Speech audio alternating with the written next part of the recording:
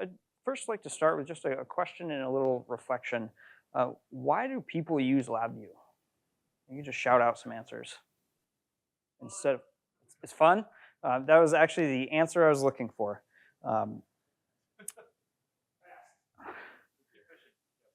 Fast, efficient, fun was the one I was looking for. So I think if this was a room full of mechanical engineers or electrical engineers, and I was to say, why do you use the particular circuit design tool you use, or the particular CAD tool you use, or I was even on a construction site and I said, why do you guys use Milwaukee drills instead of DeWalt? I'm guessing most of the people would not say because this tool is more fun. And I think that that's kind of a gift that we get to do really, really cool, interesting work. The people I've talked to do awesome things. They all seem really smart. So being able to do really interesting, cool work with a tool that is fun to me is a gift, and it's something that I'm really grateful for. So I'm grateful to be here. I'm grateful for the people who put this on. I'm grateful that this is part of my life, and practicing gratitude is something that's just really important to me. And so I think that's kind of just something to reflect on, that if that's kind of rings true for you, to maybe kind of be appreciative of the fact that you get to do a job that's actually fun using a tool that's fun. So I'm Paul Ross. I've been programming in LabVIEW about 11 years, a little bit more than 10 years, something like that. Outside of doing programming, I really enjoy meditation, kind of sitting around and doing nothing but looking at my thoughts and breath for hours at a time. I like Brazilian Jiu-Jitsu, so rolling around on the ground with other men and then being outside in nature. I'm also a managing partner at Compose Systems. So Compose Systems is a small software consulting company. We're based in Massachusetts. We do a lot of object-oriented, actor-oriented designs. We're really passionate about writing clean, modular code using solid design principles. Can I say one thing? You guys were our very first sponsor the very first year. You wrote our first check, so thank you very much. We appreciate that. Good to know. That's worth applauding. Yeah, we actually used to be a lot more involved in the LabVIEW community over the past few years, just kind of trying to manage the company, growing our company, staying busy with actual real work. We haven't been as involved, but we're trying to get back to that. So yeah, we're very happy to be here. Our primary customer applications, especially mine, are in the semiconductor world. We also do some manufacturing line automation. We have other customers kind of in biotech, kind of the smorgasbord that a lot of consultants do, but our main customers are semiconductor and manufacturing automation. So I'm here to talk about interfaces. Outside of LabVIEW, just kind of looking at this from a object-oriented design programming paradigm, the differences between interfaces and classes can kind of be summed up here kind of quickly. Classes really define a relationship between different modules, is a way to think of it. You can have concrete or abstract methods in a class. Most languages, including LabVIEW, in classes, you have single inheritance, and the relationship is really a hierarchical one. With interfaces, you're really defining a behavioral contract between classes, not necessarily a hierarchical relationship. You can have abstract or default methods in certain languages. Some languages, interfaces are purely virtual, and sometimes you can have a default method. We'll talk about that a little bit. They allow multiple inheritance, and it's really a behavioral-based relationship. So the core difference, if you're thinking, should I use an abstraction or a interface, is an abstraction. An abstract class defines an is-a relationship, whereas an interface defines a can-do relationship. So I can squeak, a mouse can squeak, a door can squeak, a rubber chicken can squeak, but none of these have an is-a relationship between them. And then this cat is a mouse is a dog relationship. I asked ChatGPT to generate me a little image of an animal hierarchy for a presentation, and this is what it came up with. I got a chuckle out of it. I don't know if anyone else found it funny. I was talking to someone who works at a nuclear power plant last night, and maybe this dog was outside the plant, and it actually is a cat. I don't know. Or maybe you've worked on some object-oriented designs where this is kind of the hierarchy you get, and maybe you don't like object-oriented because of that. But I thought that was funny. So LabVIEW interfaces, they're introduced into LabVIEW 2020. They allow multiple inheritance. This is what they show up as in the project. You notice I'm using an I naming convention that is common in a lot of other languages. NI actually recommends against this. The reasoning that I've seen from NI is that you don't need the I because you have a different glyph, but the file type is the same. It's a .lv class file type. When you're looking at the code, you don't see the glyph. You don't see the glyph on disk. So I actually use the I naming convention. Not recommending that anyone do it. I do it. I like it. It makes things clear to me. It's also, when you use QuickDrop and you bring up QuickDrop and you see the name in QuickDrop, you don't see the glyph there. You see the name. So it's helpful for me to use that I naming convention. So I'm just going to kind of talk about a few different use cases where I use interfaces. Some of them that I'm going to go through will be decoupling actors and improving messaging routing, refactoring legacy code, providing default access to a shared resource, and some asynchronous callback APIs. So as I mentioned at the start, we do a lot of actor-based programming. I know there's a lot of actor framework users in the room. The actor framework has got a bit of a bad rap amongst some people. I'm kind of a personal believer that if you're a consultant, a LabVIEW consultant, you should know the actor framework. Even if you don't use it, you don't have to like it, you should know it. It's been a core part of LabVIEW for almost 15 years now. It's used by hundreds, if not thousands of teams. You should know the basics of how it works. You should be able to pick up some actor framework code and understand what's happening there. It's not as complicated as it seems. But just for the purposes of this presentation, an actor is a asynchronous message handler. That's all you really need to know. It's a message handler that runs in its own little kind of asynchronous thread. When you start up an actor, the process is called launching it because it runs off asynchronously. And you run actors in this type of tree where you have one actor that launches another actor. Usually in a real application, this tree gets much more complicated, but here's the general idea. You have an actor that may launch multiple actors. This particular example, we have an actor that gets some data, we have an actor that displays data. Now we have the question, how do we get the data from one actor to the other? When you launch an actor, this root actor gets a reference to the queue of the gets data actor. It also has a reference to the queue of the display actor because it launched them. The display actor and the acquisition actor also have a reference to the queue of the calling actor. They do not have references to each other. So how do we get the data between the two of them? The naive approach might be to just have the root actor give the queue of the display actor to the gets data actor. This is a bad design, not a good idea, because you're coupling your acquisition actor to a specific consumer of that data, and also you're introducing a messaging pattern that breaks the hierarchy of this tree. In something this simple, it might not be an issue, but if you have 10, 15, 20, or 100 actors in your application, and they're all just kind of randomly sending messages all across the application, it can be an absolute nightmare to debug. And this isn't an actor framework specific issue. If you have code where any module can message any module, regardless of what framework you're using, that's kind of a code smell that something's going wrong. There probably should be some degree of topology of how messages kind of route their way through your code. So the recommended approach in the actor framework is to pass the data up the tree. Your get data actor passes the message up to the root actor. The root actor then passes the data down to the display actor. You still want to have some sort of abstraction between these actors because if your gets data actor is dependent on that root actor, it's going to be hard to use that again in another system other than with that root actor being the launcher. So to do this, the method recommended was to use abstract typed messages. And this is what this would look like. Prior to interfaces, you would have an abstract type message that defines some data type, and the launcher of this actor would inject a concrete message saying, hey, send me this message. The data acquisition actor only knows about the abstraction. That abstraction defines the data type, and then you just send it along to the caller. Problems with this, the big one that I don't like is that it's not really clear what's happening. I actually use a lot of abstractions in my code. I'm kind of a believer that good abstractions make code easier to understand. The way I think of object-oriented programming is that you're taking something really complex, which can be an application, there's lots of complexity, and you're kind of slicing it up into layers where the top level abstraction gives you this very generic kind of high-level overview of what's happening. And then as you go down deeper into the levels, you're getting more and more details about the specifics of what's happening.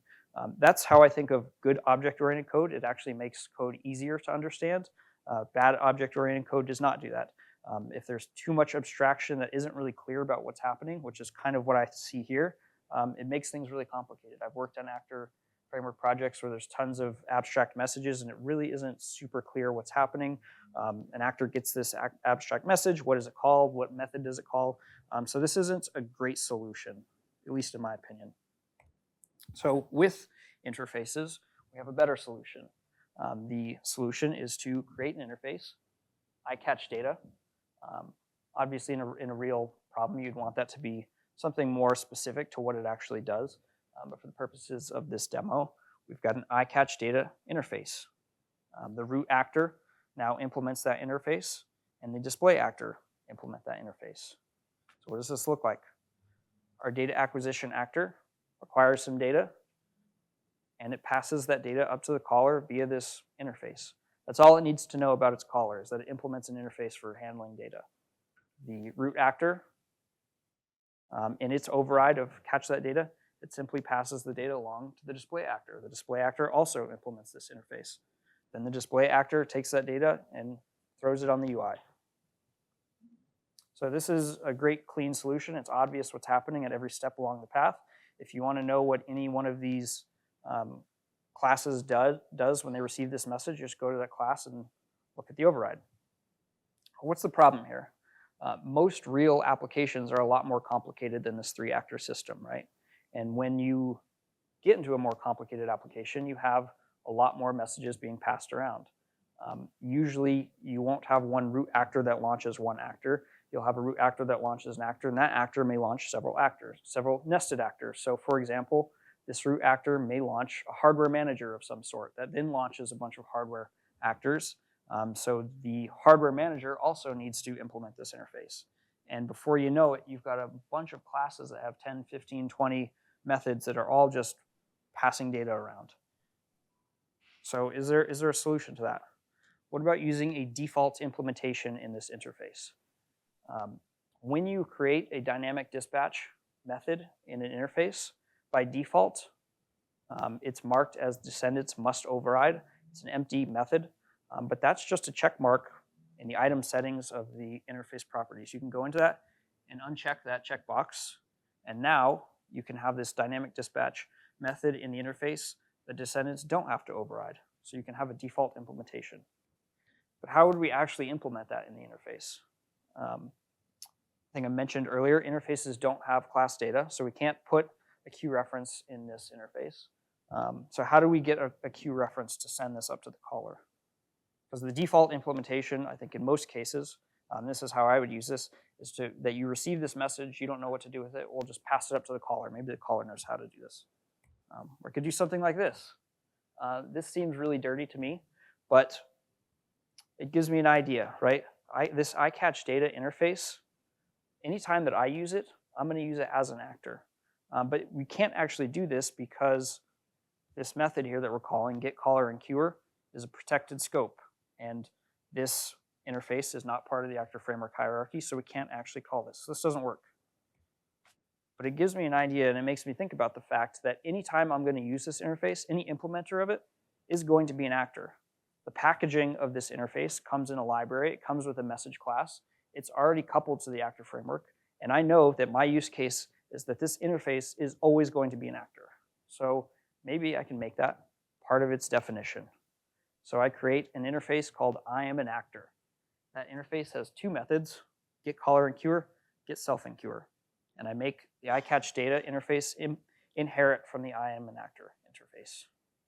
Now, this interface can call getCaller and queuer. And we have this nice, neat little default implementation where the interface just relays the message up to the caller. Another interface that I use frequently is I can log. All the actors in my applications are able to log things because I always want to know when an actor starts and stops at a bare minimum. So all of my actors are loggable. So I know that because this interface is an actor, it's also going to be loggable. so I can log this information as it's happening. Yeah, so that's kind of one of the ways that I use interfaces with the actor framework. I don't use that kind of just willy-nilly all over the place. I'm very specific with how I use that. One of the common use cases for me is sequencing. So I actually really like the actor framework for sequencing because it's kind of almost got a built-in methodology that works really well for sequencing. That is that when you launch an actor, it runs off and does its thing, and when it stops, it tells the launcher, hey, I stopped. It sends it a message to the launching actor, and that message actually includes the final state of the actor, which is a great way to do sequencing. You launch a sequenceable actor, it does something, and when it's done, it returns to the caller and says, hey, I'm done.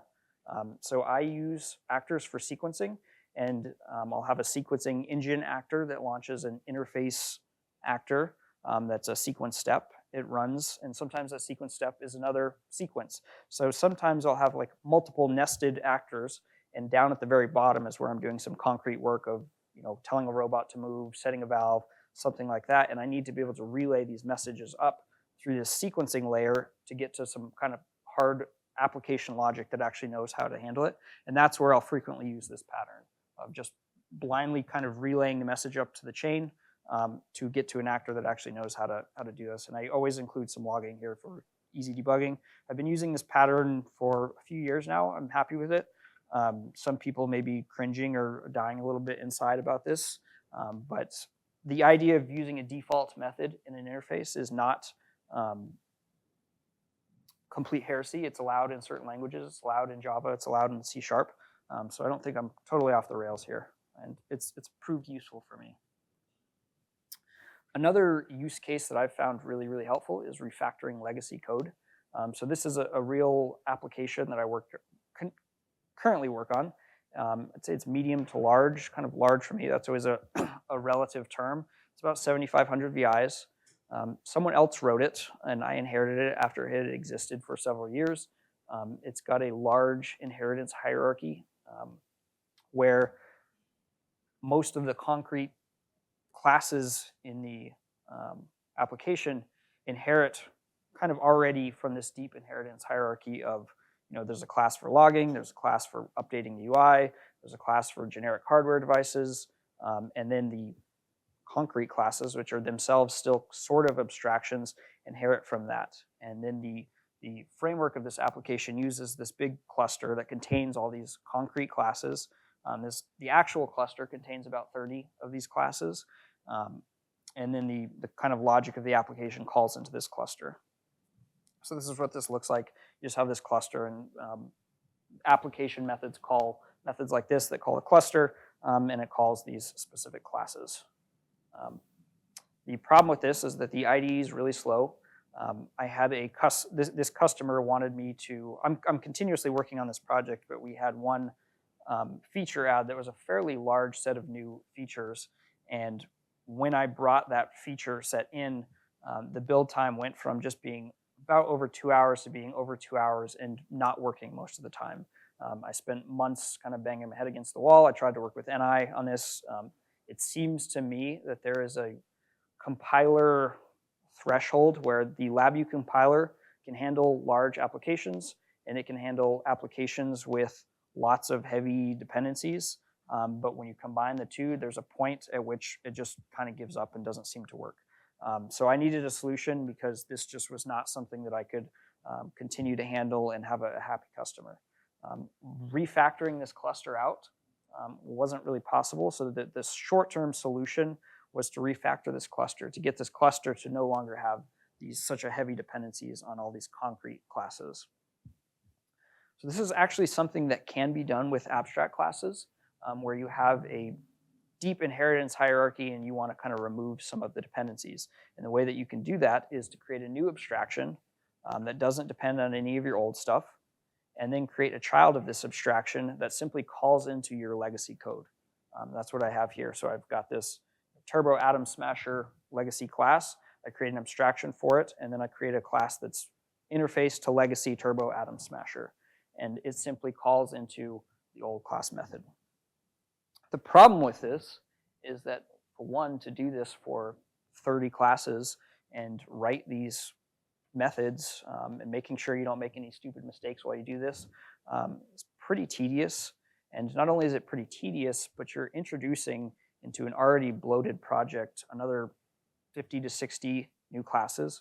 Some of those classes, half of them are empty, but half of them are also classes that now have heavy dependencies because they're calling into these legacy classes.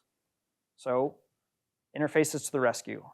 Turns out that scripting an interface that's basically just an empty method, a bunch of empty methods, is actually pretty easy. So I just wrote this little tool that takes a class as an input, gets the methods of that class that I want to override or create in the interface. I script a new interface, I add the methods to it, I copy the connector pane of that interface, replace the old class constants with the interface constants, and now I have an interface to that legacy class. So I did this, kind of went through and replaced all these legacy classes in this cluster with interfaces. Didn't really improve the build times of my application, still sitting about 2.5 hours, but it went from 2.5 hours and not working most of the time to now working pretty consistently. Very rare that I have the build doesn't work ever since I did this. The IDE also massively improved in responsiveness ever since making this update. So that was a really useful use case of interfaces. Another use case I mentioned earlier was kind of, I have a loggable class. So using interfaces for a shared resource. So oftentimes you'll have certain things that you have classes want to do even though they're part of a separate inheritance hierarchy. As I mentioned, interfaces are really about behavior. So most of the classes in my applications are able to log things. I'm a big proponent of event logging. Saved me many times. I think if you're not using event logging, some form of event logging, I've given talks about this in the past, you're really missing out because it can really help with debugging. So I do event logging with pretty much all of my classes, but most of these classes have different inheritance hierarchies. But each of the logging methods usually looks the same. It's a class, unbundling the class, the log instance reference, and then calling the log event. So what I do is create a loggable interface. The actual log event is a static dispatch method because I always want to do the same thing, so there's no need to override it. The dynamic dispatch part is just getting the reference. So to implement loggable, it just means you have the log reference as part of your class data, and you have to override this get logging instances method. One of the big improvements is with quick drop. Prior to doing this, if you had 10 or 15 log events in your project, every time you bring up quick drop and you want to drop log event, you'd have to kind of click through and make sure you got the actual right one. Now I have one log event in my project. This was just something that we had kind of talked about yesterday with transferring resources to actors. This is how I will usually do this. Because the owning class that wants to share this log reference is itself loggable, it's dependent on this interface. We're not introducing any new dependencies into a class that wants to pass this log reference into the nested class. So I just try to typecast it. If it works, great. We know it's that it implements that interface, share the reference, and if not, just pass out the original object. So another use case are callback interfaces. Looks like I'm almost out of time, I think. But I'll keep going quickly. 2 minutes? Okay. So as I mentioned, I do a lot of asynchronous programming. I will send actors commands, and I often want to know when that actor has completed that command. There's something called the Hollywood principle. Don't call us, we'll call you.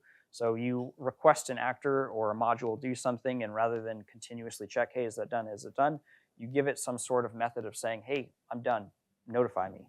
So that's what I use this callback interface for. So how does this look? Here's a concrete example of I have a valve control actor. I'm sending it a request, say set this valve to this state, and I inject into this message a callback. So that when the operation is done, it will notify the caller. Here's what this looks on the other side where the valve controller receives this. We have a valve name. That valve name has a contract, so I get the valve contract, I check the interlocked. If it interlock passes, I attempt to set the valve. Usually there's some sort of valve post condition that I check. If that looks good, everything's good, I pass this back out to the caller saying, hey, I set the valve, everything's good to go. This is something that, again, could be done with abstractions, but using interfaces kind of makes it a little bit cleaner because you can have a class that already exists that now implements this interface. And the example that I use here is I have this interface for the actor, which means I catch request callback. So the actor that sends the message can have this method called, but the message actually is what implements the interface of returning the request. So I pass this message into the API, and the message executes the interface and sends itself back to the calling actor. And that's all I got. So questions? Thank you, everybody.